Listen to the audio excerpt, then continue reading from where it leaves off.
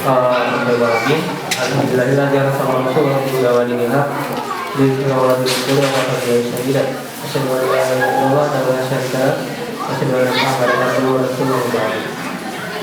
Alhamdulillahirrahmanirrahim. Segala puji bagi Allah yang telah menggerakkan hati-hati kita, walaupun di luar dingin ya, walaupun di luar juga dalam keadaan hujan, tapi kita masih diberikan kesempatan oleh Allah untuk digerakkan hatinya bisa berkumpul di acara yang insya Allah mudah barokah.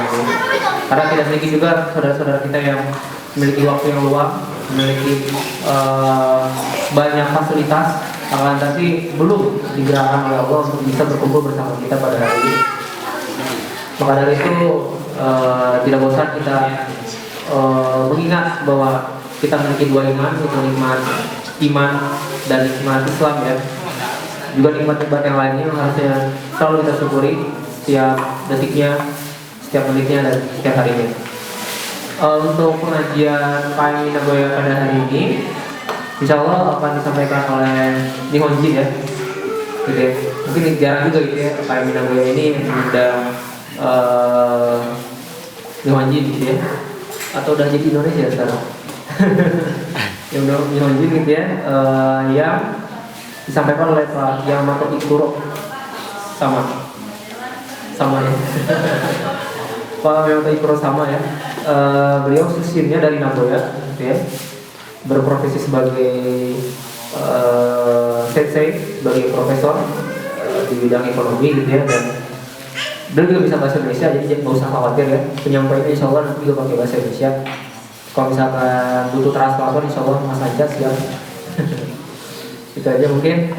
Temanya seperti yang sudah disebar, sudah ditempel ke grup Facebook, yaitu tentang bagaimana perkembangan Islam di Nagoya, tapi mudah-mudahan bisa diceritakan tentang di Jepang ya, di Nagoya, tapi juga di Jepang, dan juga bagaimana kita bisa sebagai seorang tamu, sebagai seorang orang asing ya di negara ini, bagaimana kita bisa menjalin hubungan silaturahmi ya, dengan mereka.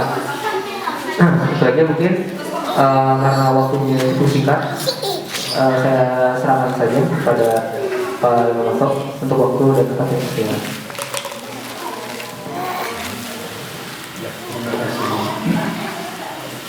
Assalamualaikum warahmatullahi wabarakatuh. Waalaikumsalam warahmatullahi wabarakatuh. Pertama-tama saya ingin ucapkan terima kasih banyak atas diberikan kesempatan untuk memberikan kami kuliah ceramah, bukan hanya pembicaraan tentang situasi muslim di Jepang dan persoalan yang muslim sekarang menghadapi di Jepang. Awalnya saya mau tanya sama Anda sekalian, di Jepang sekarang berapa muslim ada di sini, hidup di sini? Tahu? Orang Jepangnya saja atau dengan orang Jepangnya saja atau orang asing? Seluruh muslim. 100.000. 100.000.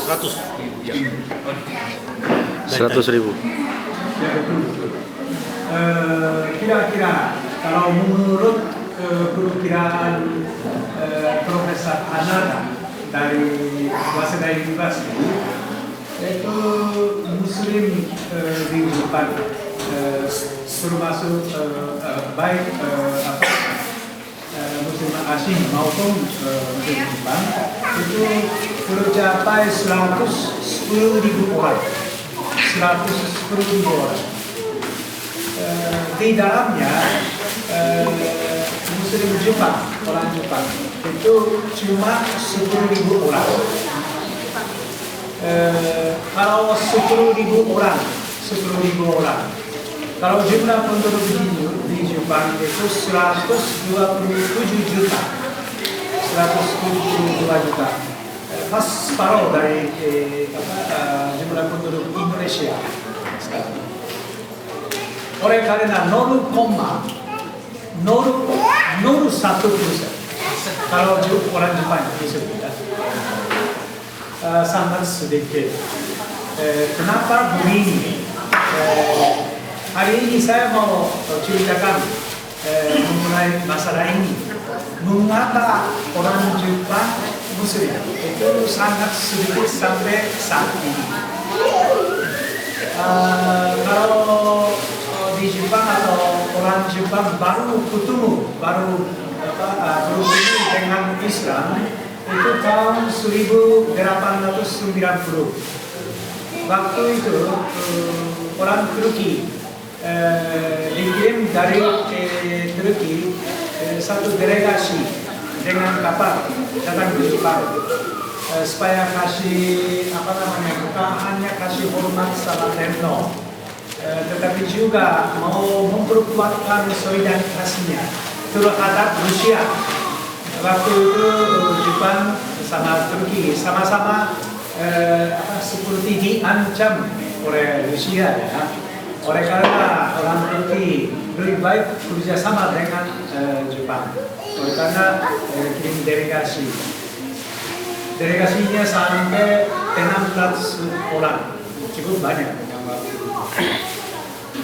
Terus sudah selesai acaranya atau urusannya, mereka mau pulang ke Turki.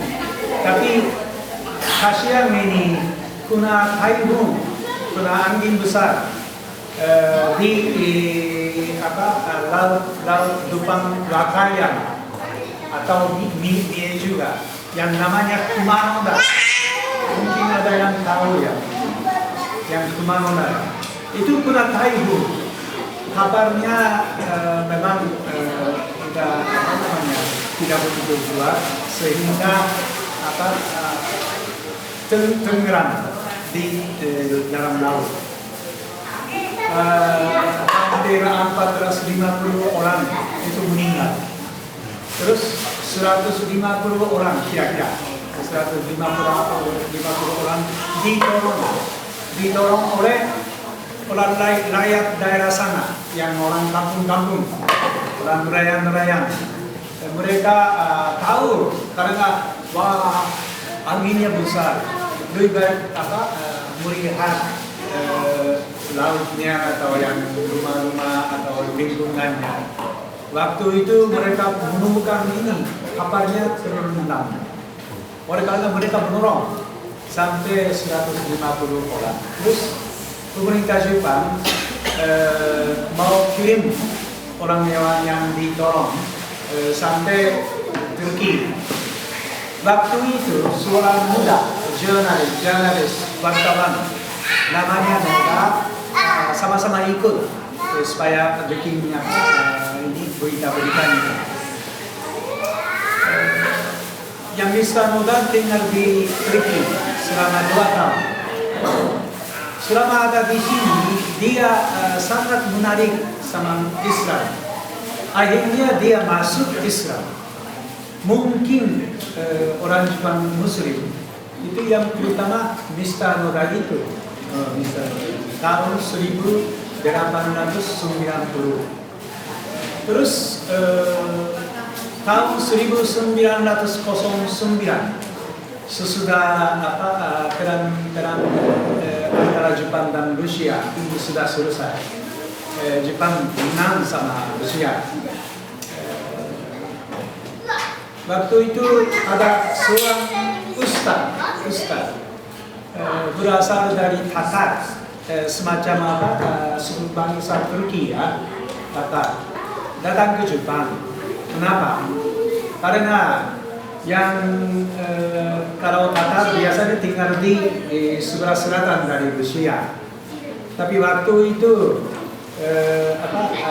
sangat ditindas oleh pemerintah Rusia, sehingga minta tolong kepada negara-negara lain, Islam yang negara lain.